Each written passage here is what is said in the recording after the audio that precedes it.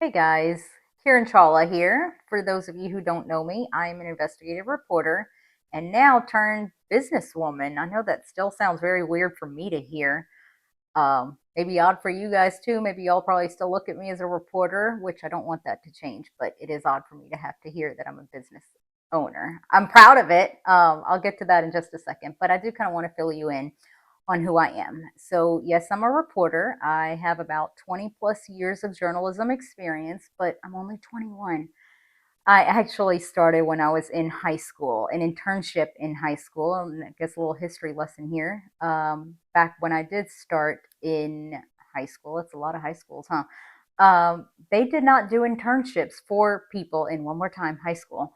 Um, I decided that I was going to go try, and I guess that's where that concept comes in that never take no for an answer. So the school told me, my high school told me that, well, if you can find a newsroom where they will allow you to do an internship, we have no problems with that. So I go to the CBS affiliate in New Orleans to the HR director, and I kind of put my cards out there and said, this is what I want to do. He goes, we don't do something like this. We don't do internships for high school students, but let's do a 2 week shadow. And if that works out and the newsroom likes you and you like it there, we'll make it work. So for 2 weeks, I was on a trial basis and I fell in love. I mean, I got to go out in the field and see what it's really like to be a reporter and go out the whole day only to come back and turn a story that's only a minute and a half. Like you compress an entire day in a minute and a half, and I'm in love. So at the end of this 2 weeks, I go back up to HR, and in my head, mind you, I'm a senior in high school, so a teenager, and this is my dream. I go upstairs and I'm thinking, oh God, what if they don't like me? What if they turn me down? What if this doesn't work? Where am I going if this doesn't work? And they said, and to my surprise, he said, the newsroom loves you. Now the question is, do you want to stay? And in my head, I'm like, do I want to stay? What do you mean, do I want to stay? Yes. And that's where my journalism career started. I've never actually turned back around since then. So since I've been a senior in high school, I knew exactly what I wanted to do, and I think I've stayed the path. Times have changed. I will say that back in my day, I still remember I'm only 21.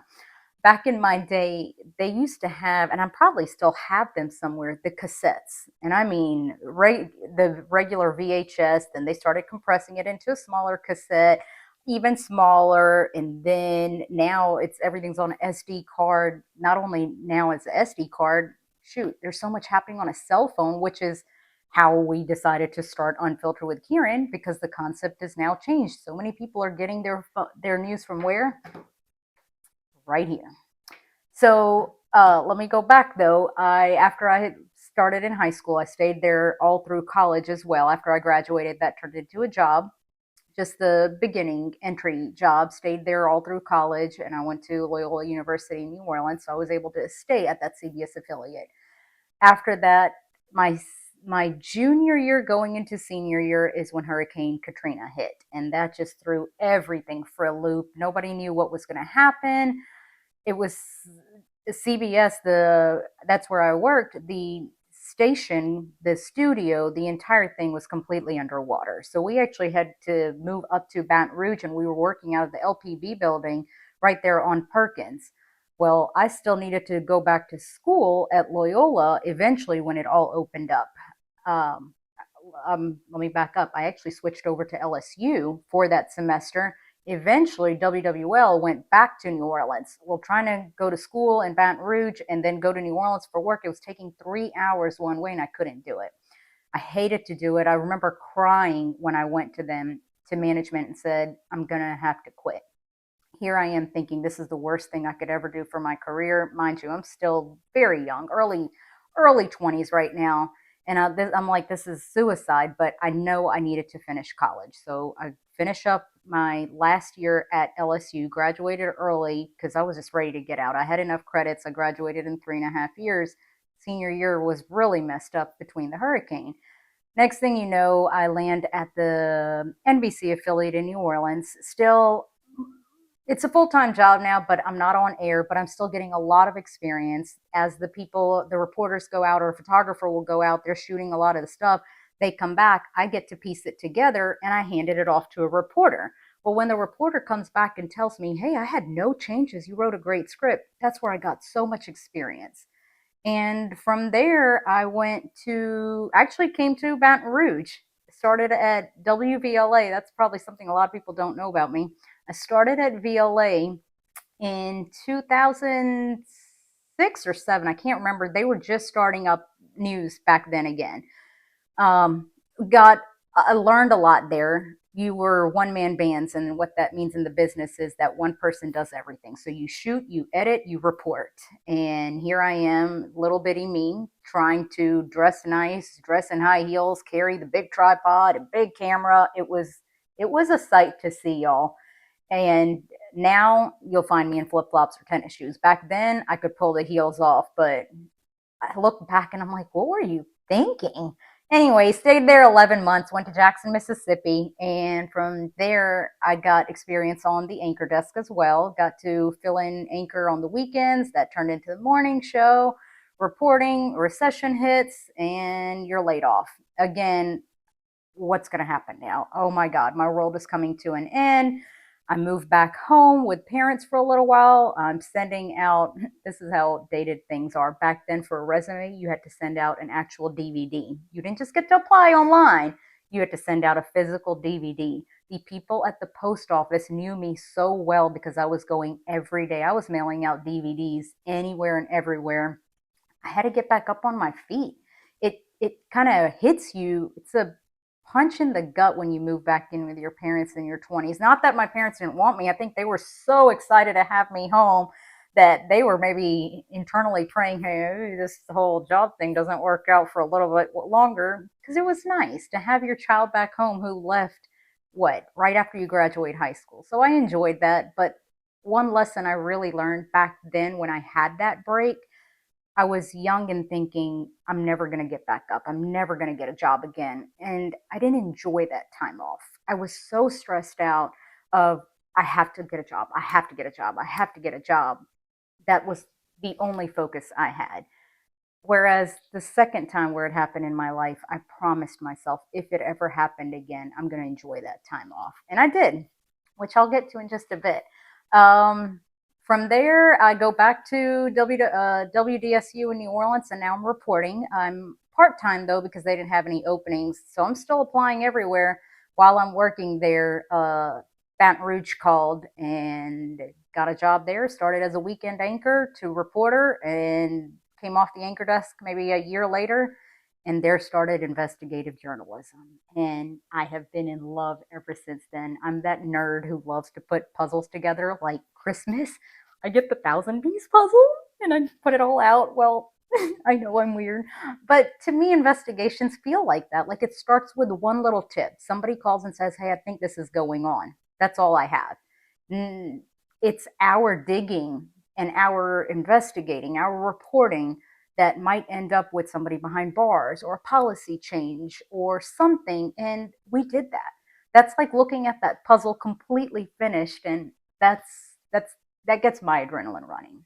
So I enjoy nearly a decade in Baton Rouge, but remember, it feels like it's been hurdle after hurdle, which isn't that life at some point as well. And of course, another hurdle comes. It's June of 2020, and remember, this is deep, deep, deep COVID. We separate employment, and remember, I told you back when I was younger and that layoff happened, I was stressed. This time, I told myself, we're not doing that. We are not going to do that.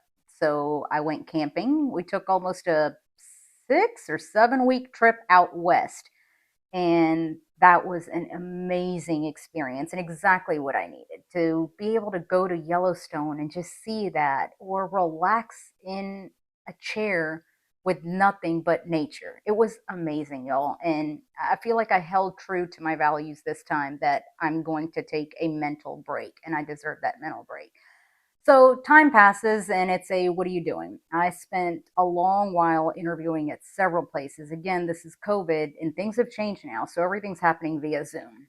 I applied at station after station after station, and it got to be, well, it's hard to hire right now. with COVID, we will get back with you. And either you didn't hear back or it got to be, we're in a hiring freeze. This isn't going to work. Sounds good. So now, fast forward to February of 2021, and this bug, there was something that's itching inside of me and saying, listen to your gut, listen to what's inside of you, that voice. Why don't you listen to it? And something just clicked after the last or during the last interview. And I'm in that interview. It's lasting 45 minutes. And I saw the look on this person's face. Just again, it's COVID. So I kind of figured out during the interview this isn't happening. And in that very moment, I decided I'm done. I'm done applying for jobs. And from here on out, I'm starting my own company. Things have changed. Everything is happening right here. How often are we glued to this thing? All the time. I mean, for your news, for TikTok, for games, for news? Really? Well, let's try it. Let's do this concept of 100% news that is digital. We're going to launch a website. We're going to eventually maybe do an app, and I'll use Facebook to use it to get the news out. At that time, Facebook is pretty much what I had. And lo and behold, it's been, what year are we in? 2023. We're coming up on June of 2024 will make 3 years. So it's only been 2.5 years that we launched, and the growth has been tremendous. God has blessed me beyond blessed me. Um, I don't know if I should say this, but my team would probably kill me. Maybe I am going to get killed for this part, but I hate being just me. I am unfiltered with Kieran is not unfiltered with Kieran. It is unfiltered with an entire crew. This team has built me up. It's a team effort. Everything is a team effort. I love, love, love my crew. But one thing that I will say is something inside of me said, go for it. Y'all, it is the scariest thing to just listen to your head and your heart and go for something that you've never done before. And I think I've said this over and over. The carpet was pulled from beneath me. It was. Not once, not twice, not three times. The hurdles just kept coming. But I chose to pull that carpet that was pulled from beneath me into the red carpet in New York City. Because in the 2.5 years that we've been in business, we've won 3 national journalism awards, 3 national Amaros. It's one of the highest and most prestigious awards you can win. I don't say that as a cocky thing. I say that as justification for myself because when I stood there on that red carpet in New York, it felt like, huh, maybe you were right to follow your heart, follow your gut, and just go for it. And I guess that's the quick recap of who I am, what I am, and how Unfiltered with Kieran started. I will tell you this, I absolutely love what I do. I love being the voice for the public. And I truly feel like this is a big community effort because it's not just me and it's not just our team. You all serve as our eyes and ears. When breaking news happens, we see the numbers going crazy on our app, on our website, because not only are you guys coming to us for information, but our inbox floods with pictures and videos. And before we can even get our own photographer, our own crew out there, you guys have inundated us. You're the ones asking us, hey, did something happen on I-10? Did something happen on I-12? You're serving as our eyes and ears. So this is not a Kieran Chawla show. It's not a Unfiltered with Kieran show. It is a Baton Rouge working with Baton Rouge. And I say Baton Rouge, obviously I mean all of our area. All of us working together to get the information. And it's 100% digital news. I love what we do. Oh, and I forgot to mention, so after we launched Unfiltered with Kieran. We launched in June of 2021. The following year, I was so excited. We made a whole year. It was one of those, like when a baby is born, you celebrate every 1 month, and the 1 year, and after that, it's like, hey, now they're 2 years old. We made 1 year, we launched an app. And at this point, we're in the 5 digits, I guess that's what you're supposed to say, of downloads. And that alone is like, wait, what? So the concept has taken off. The website's working. Facebook is pulling the people, all of our amazing followers, which I have to say, y'all, our Facebook following has nearly doubled since we launched. So yay. But Facebook was working, and here I am thinking it's just Facebook. Well, so this is where we finally started hiring staff. It was no longer just me doing it.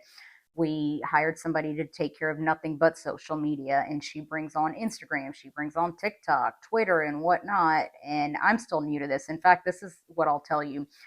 TikTok, I had 300 followers, and I was posting fun videos of my amazing little man, Remy, and the four legged man. Um, it was fun videos of him because I thought that's what TikTok is. I don't know exactly what we're at now, maybe 80,000, but the amount of people when I'm out who say, "We love following you on TikTok." I'll tell you this, 20 plus years ago, if I would have heard those words that we follow you for news on TikTok, I would have been like, "Do what?" And I still have a hard time believing that that's where news has shifted, but it's working, y'all. So the concept's working and we're growing every single day.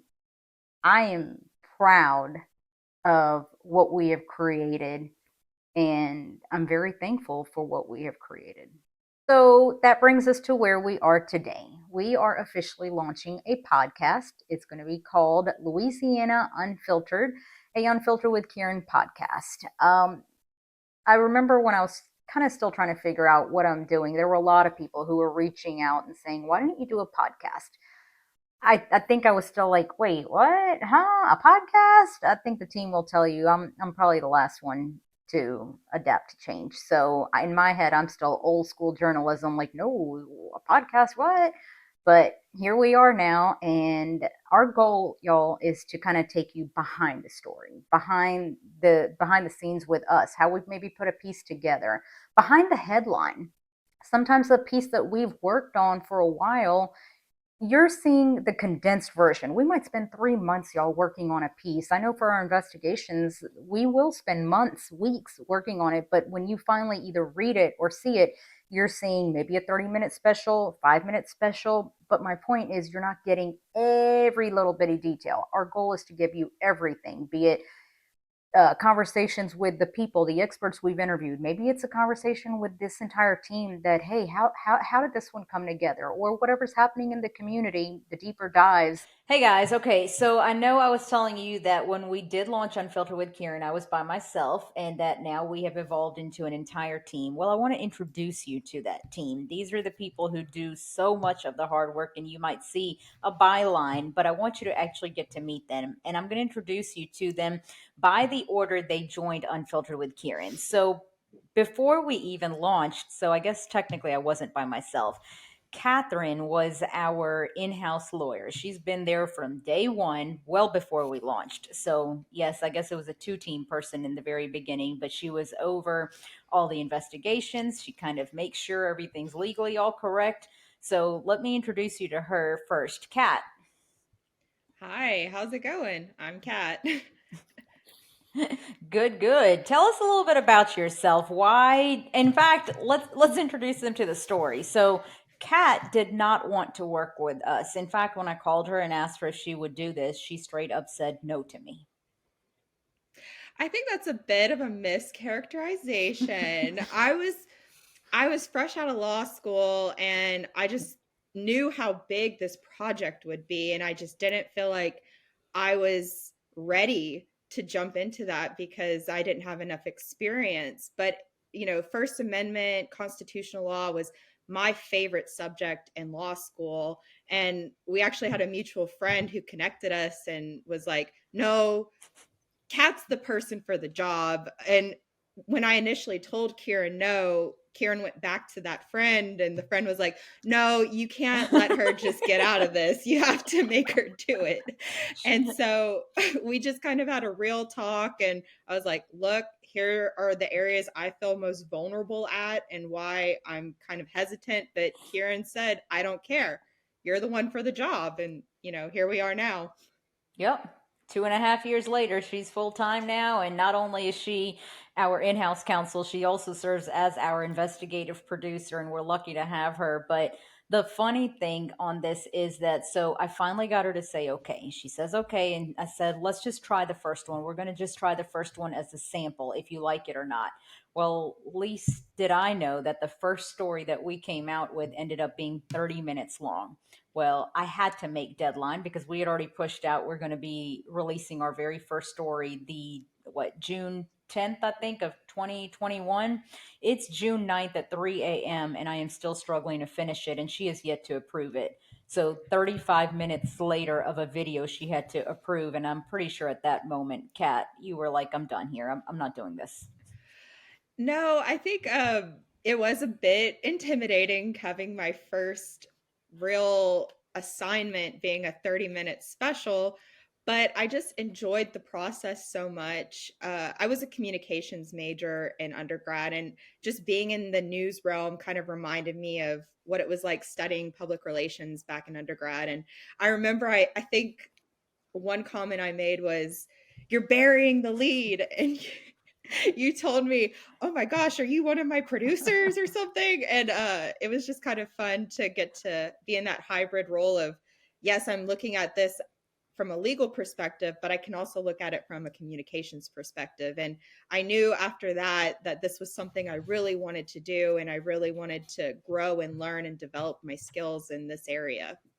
And Catherine joined us as a part time to basically look over investigations. And since then, she's now full time. And like I said, she's our investigative producer as well and in house counsel. But I want to introduce you guys to everybody first, and then we'll kind of get back to everyone and talk about why we're here or whatnot. So, the next person that came on board, social media, obviously, we're 100% digital media. Social media is where it is at for us, but so many of you guys send us Facebook messages and messages on all platforms now. So the next person who comes in, and I guess I'm going to get heat that I never get her title correct, but she is our social media content manager. At least that's the title I say every time. She claims I don't say that. Farron, tell everybody a little bit about yourself.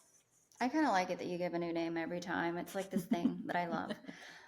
No, we'll go with that one. We'll go with that one because I am. So when I came on board, you were doing all the investigations, writing all the articles, doing all the messages, responding to all of them, posting on every platform. So you you were a little stressed and overwhelmed, and so I came on and I did. I didn't do the messages till later, but I did all the. I posted everything to all the platforms. And you didn't really have TikTok at the time. I think you had what 300 followers, and you were sharing dog content. I was. Remy's pretty awesome. I thought that's what TikTok was. And I had Yeah. funny videos going, and she's like, this is not going to happen. And I have to give her credit. She is the reason TikTok is so organized, and even Instagram. That's all her. Yeah, I'm really proud of us because, we went from 300 to 80,000, and that's just, yeah, a testament to the work that we're all doing and you're doing. And so that's very exciting. And then just the growth that we've had on all the platforms since, we've all came together, all of us. So yeah, so I just do the messages, all the platforms on social media, and I call those people and I speak to them. And it's been a blessing because, we get to be a voice to the voiceless, and I love that. And so if you're wondering, why isn't Karen responding, or is that Karen I'm speaking to? No, it's me. Okay, so next up, a mutual friend reached out and we were just talking. I don't remember what the conversation was, but I was starting to tell her that we are getting a little too big. I'm looking to hire a reporter or a producer or somebody like that. And she mentions that she's got this person and he's really, really, really good. She gives me his number. I call him. We speak on the phone. We decide, yes, that is something he's interested in. We decide we're going to meet up. 2, 3, 4 weeks, I can't remember what it was, go by. And I'm speaking of Jordan, by the way.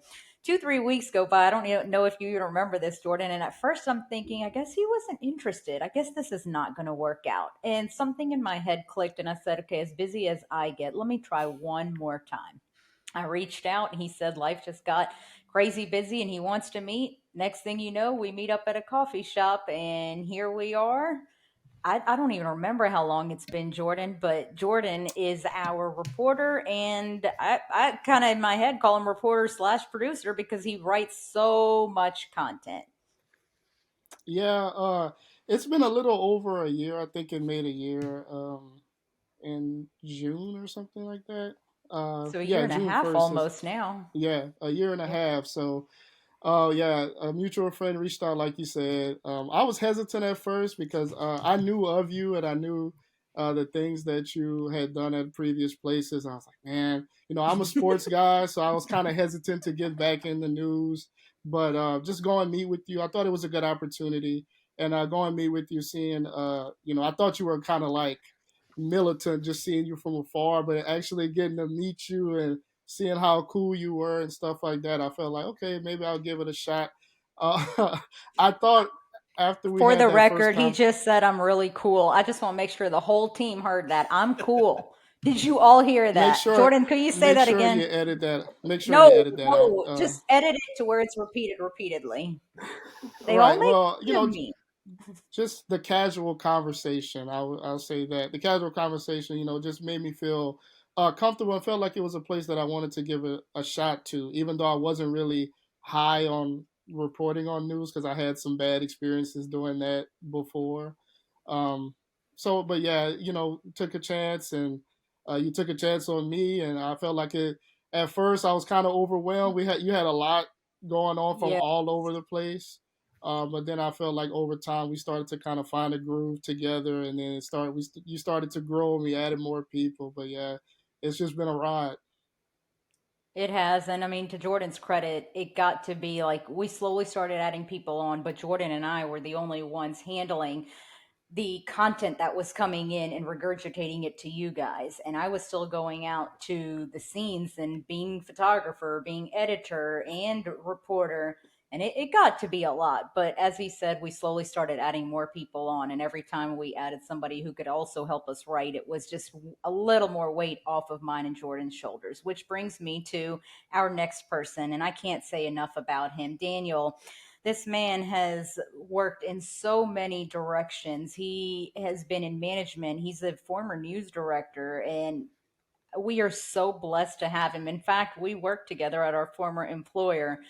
Daniel is our managing editor, and I feel like so often he serves as the glue to keeping us straight, from making fun of us to keeping us glued together. Did I mention making fun of us? I've had a lot of experience making fun of you over the years. I know. That's why I said make sure we get the I'm cool part in there.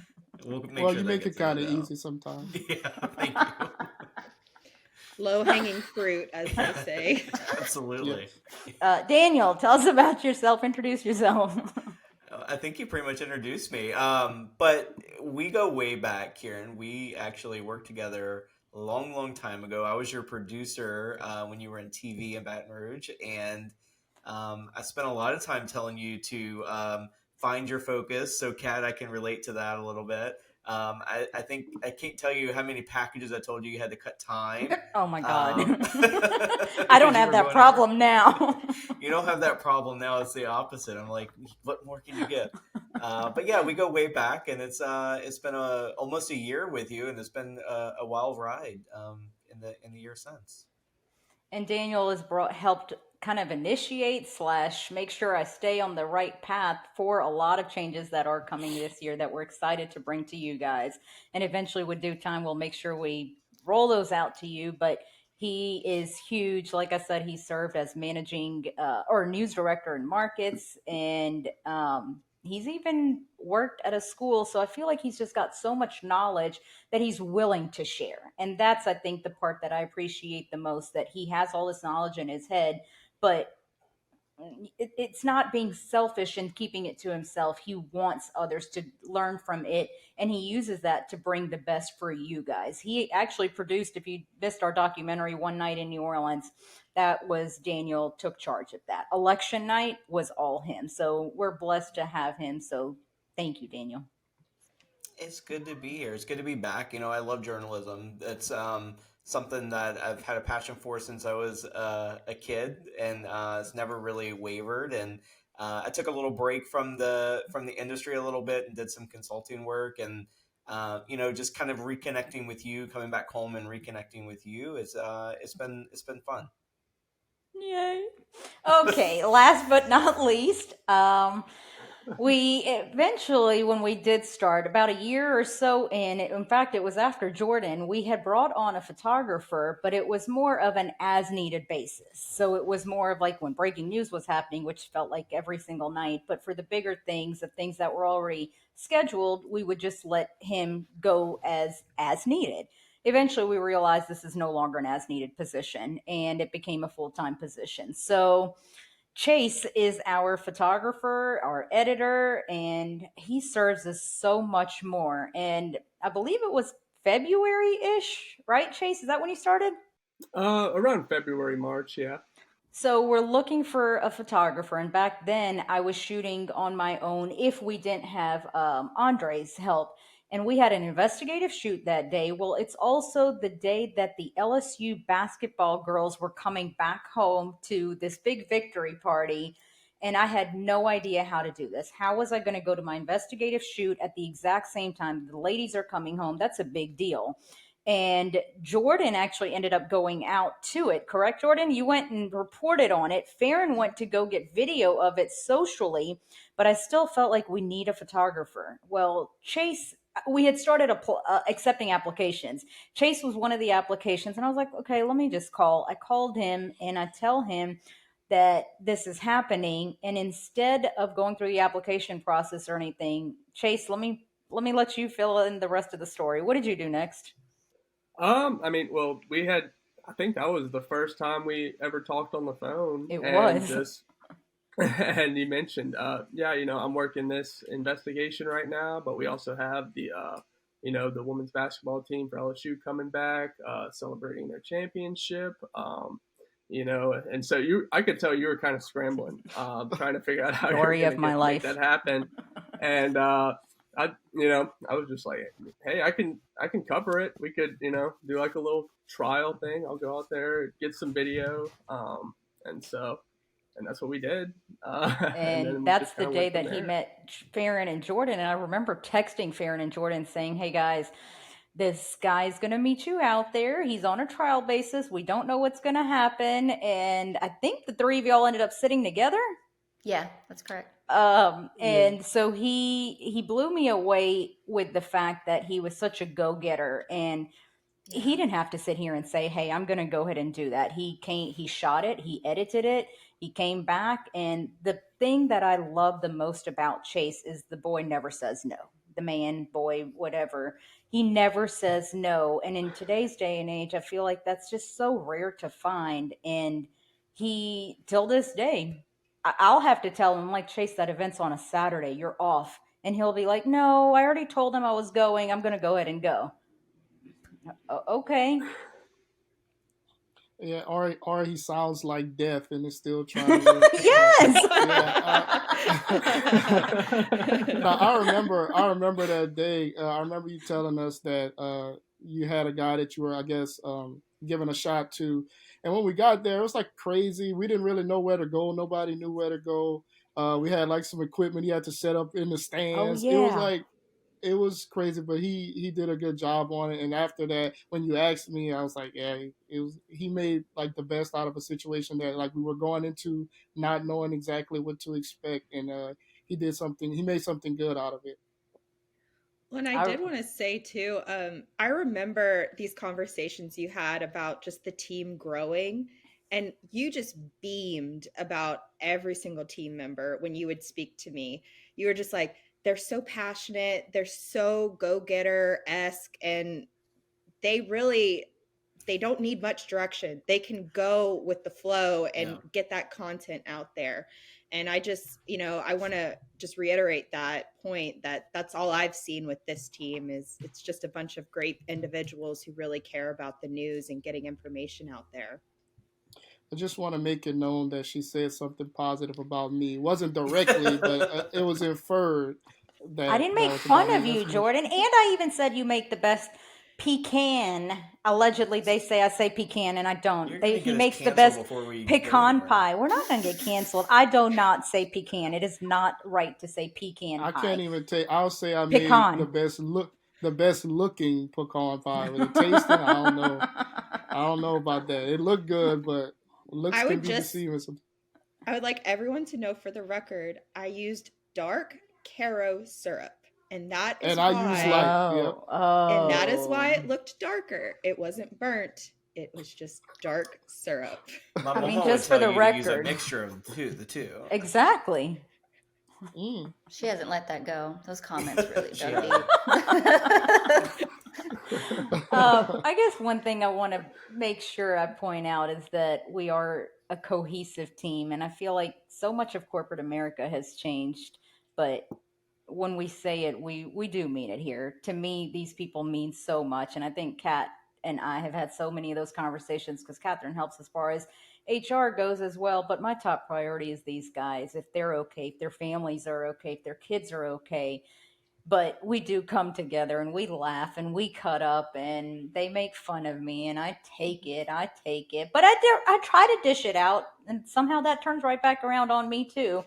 But I love this crew with all I've got, and I feel like when it comes to breaking news, I would prefer to be with this crew, the people you're looking at, over anybody else.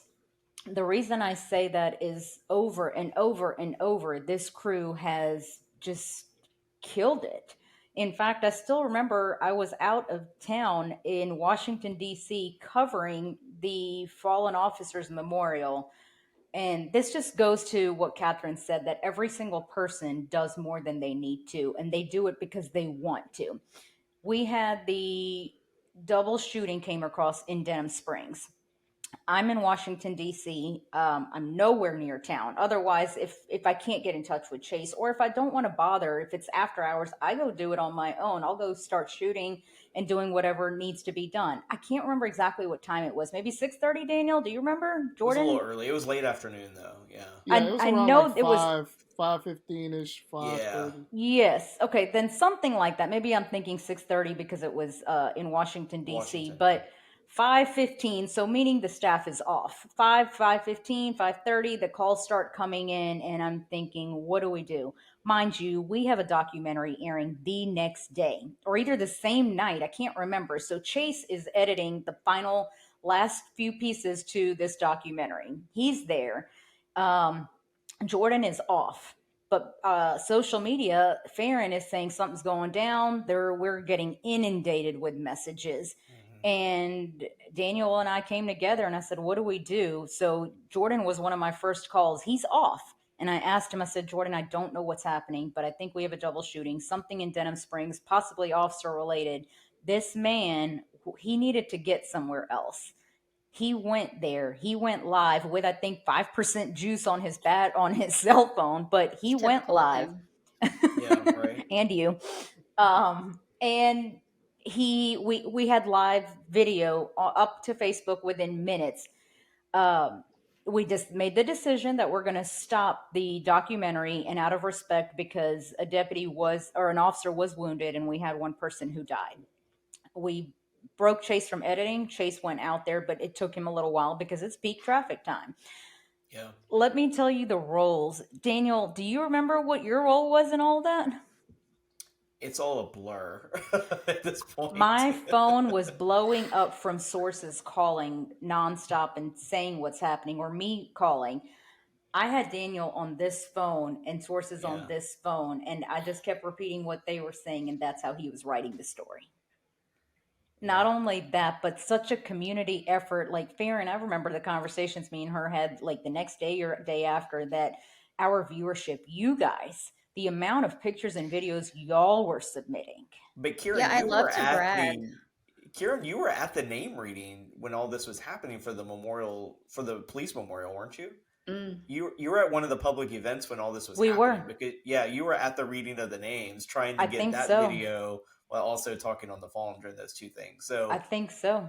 you brag a lot about us, but you're the ones getting the phone calls and the tips, and sneaking away from another event to kind of relay all this. So you deserve your She'll be roses on a for that loud too. plane trying to record a video.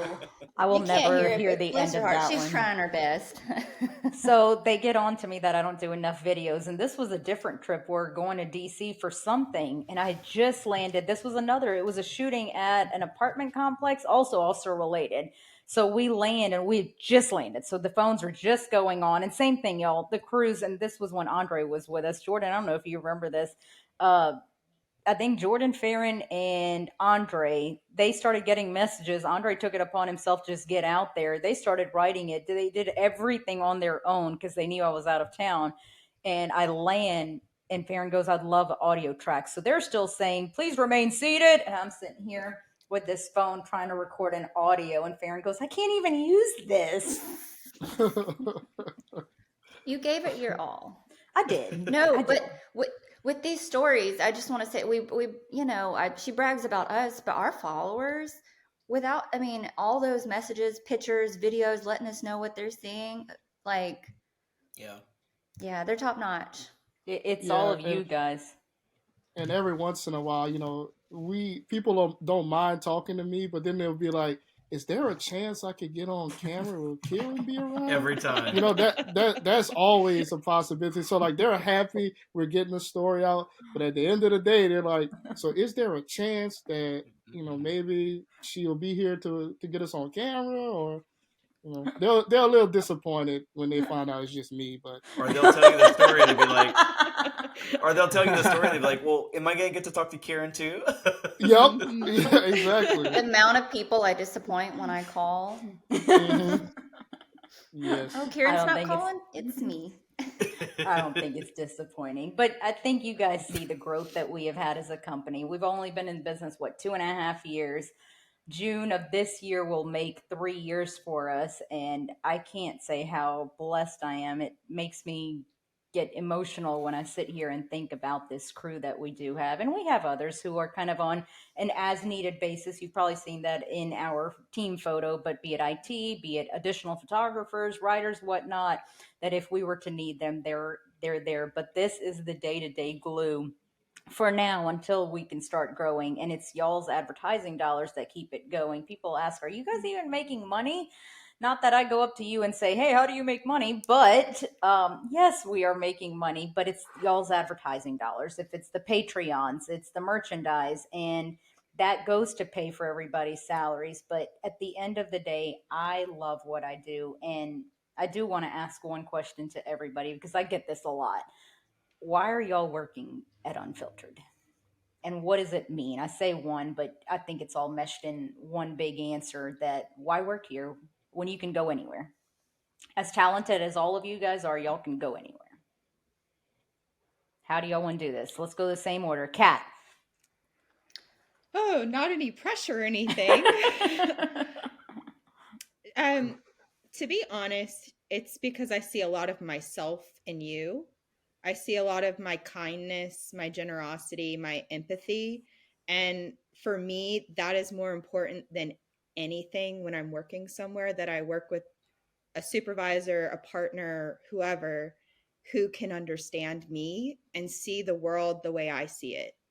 And it doesn't matter, it doesn't matter like anything else going on. We are always running the mill, kind of like chickens with our heads cut off, but at the end of the day, I know I can give you a phone call, and if I'm having a bad day, you're going to listen to me intently and you're going to care about what I'm saying. And to me, that's just so vital to keeping me somewhere. And not only that, I love what I do. I love news. I love writing. I love reporting. I love the legal aspect, making sure everyone's in line and getting those waivers for when Oh my we're God. videoing minors. But if it's writing terms and conditions for the website, I love doing that. I love every aspect of my job here. And honestly, when you love something so much, you just got to keep it and you got to keep going with it. So that's why I'm here. That's why I'm with you. And I really can't thank you enough, Kieran, for just being such an amazing person, to be honest. So, yeah. Glad I don't have to follow up that answer. Go ahead, Karen. Think of your answer. Farron? I needed to pay my bills. No. No. Gosh, when I came on, you were just so passionate. Like I said, you were doing, writing the articles, doing the social media, going out and getting videos and all this stuff. I was like, man, what's driving her? And then I became a part of it, and just you get to help people.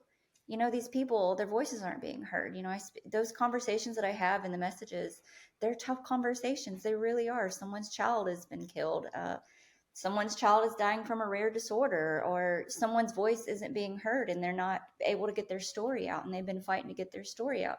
And we get to make that change for them, and we get to give them a voice. And I also love what I do. I love social media, every aspect of it. And I love everybody I work with. Like, I genuinely do. We have a good relationship, and I love that I get to be a part of what you're doing. Thank you. Gosh Okay, darn it, Jordan. Karen. Well, I think a large part of it for me is having a platform to be able to share accurate information with the public. Like, I like being able to provide, because this can help people. This can change some people's lives. This can do a lot of stuff. And I remember, like, one of the first stories I did here. It was a story on, like, a couple. I think they had made it to 70 something years being married, and just being able to talk to them and get their story and share it. I mean, it's not a double homicide or anything, but it was just something soft and sweet.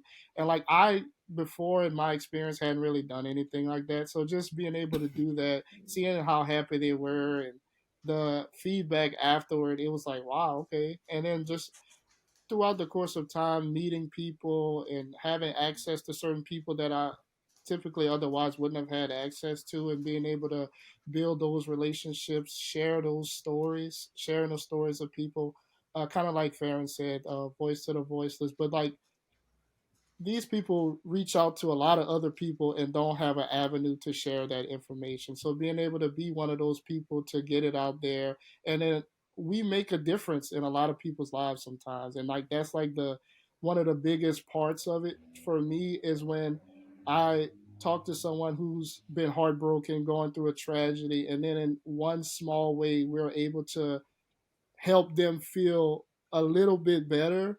Like, I feel like that means, like, it means, like, okay, what I'm doing makes a difference. And yeah, that's just part of what I get to do here. I would say that's the same passion that I think has driven me for 20 plus years. But I also can't say enough about Jordan, because he does so much of our day to day content you are reading is written by Jordan. From the lists of the Christmas movies to just the hardcore. And I still remember when I met with him, he told me, I don't like breaking news. I don't like breaking news. And in my head, I'm thinking, how am I going to do this? What do you mean you don't like breaking news? Baton Rouge is like breaking news central. And now you read his content, you're like, and this man told me he didn't like breaking news. You serious right now? He has just Yeah, grown tremendously. I remember that transition. You were like, okay, so let's try not to do it like this. Let's try to do it this way. And I was like, all right. And I was like, I told you I don't like breaking news, but I we remember just that. we made the transition, and yeah, Yep. it's good. Yep. Daniel, same question. Mine's a complicated answer. I mean, I've been in the business almost 20 years. I have a few other jobs as well, so I juggle a lot. I was kind of at a point where I still wanted to be involved in journalism, but I wanted to be picky about the stories I told, and the stories that I get to be a part of. And you've allowed me to do that. To kind of dive into special projects and to long form investigations and still be part of the the day to day, but to really have a bigger hand in some of those bigger stories. It's awesome to be at a point in my career where I can kind of make those calls and kind of be a part of that. And everyone's kind of said it, but to kind of take the time to tell the stories that someone's not listening to, or what I think a lot of people at home don't understand is, especially for mainstream media, it's hard to break in with a story, right? It's hard to get someone's attention. um, there's a lot more involved than just sending an email or leaving a voicemail for a story. you know, a lot of the times before people get a call, there's, you know, background checking the information or seeing what you can find out. And sometimes it's hard to break through. Sometimes it's hard to tell some stories.